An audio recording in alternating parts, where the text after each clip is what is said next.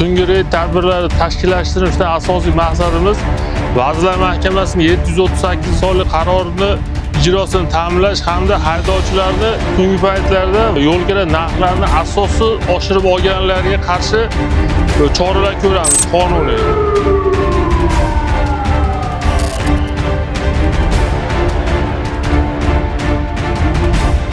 Ikkinchisi bo'ladigan bo'lsa, demak siz muntazam qoida buzib yurasiz ekan, nimaga bunaqa sababsiz holatga kelib chiqdingiz?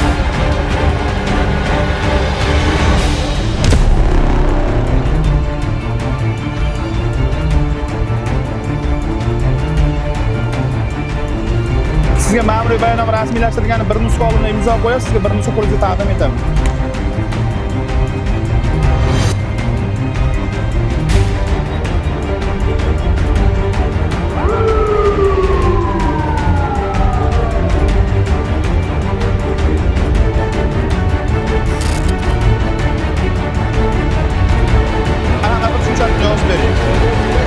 Yoza olmasangiz bosh tortilishga majbur bo'laman holat yuzasidan.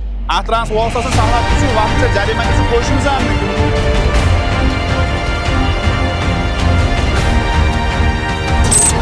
Joriy yilning 15-oktyabr kuni Transport nazorat inspeksiyasi Andijon hududiy bo'limi tomonidan Andijon shahar hududida tungi reyd tadbirlari olib borilmoqda. Tungi reyd tadbirlari davomida davlat raqami bo'lgan Cobalt rusumli davlat raqami 60-772 LB Damas haydovchisi to'xtatilganda o'z-o'zini band qilib olib, litsenziya kartochkasi xizmat ko'rsatgani aniqlandi. Holat yuzasidan Ma'muriy javobgarlik kodeksining 176 prim 3-moddasi bilan ma'muriy bayonnoma rasmiylashtirib, vaqtinchalik saqlab turish uchun jarima jazosiga qo'yildi transport vositasi. Haydovchilarimizdan bir narsani iltimos qilib qolamiz, tungi reyd tadbirlarida yo'l haqqini sun'iy oshirmasligi, o'zini belgilangan tartib yo'nalishlariga ega bo'lib, yo'nalishlarda qatnashligi hamda yengil turdagi avtotransport vositasini boshqarayotgan haydovchilardan avtotransport vositasini oldi oyna qismiga, ya'ni trafiret qo'yib yo'nalishga taksi bo'lib xizmat ko'rsatishlarini so'rab qolamiz.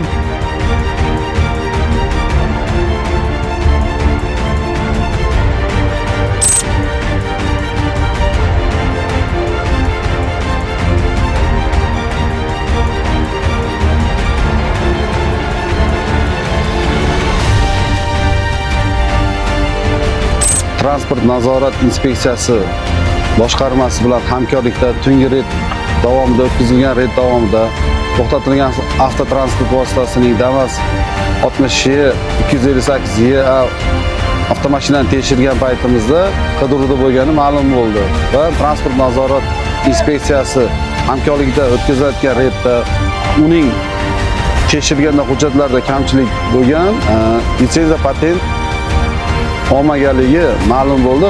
Mashina qidiruvda bo'lgani uchun vaqtinchalik jarima maydoniga ta'minlandi.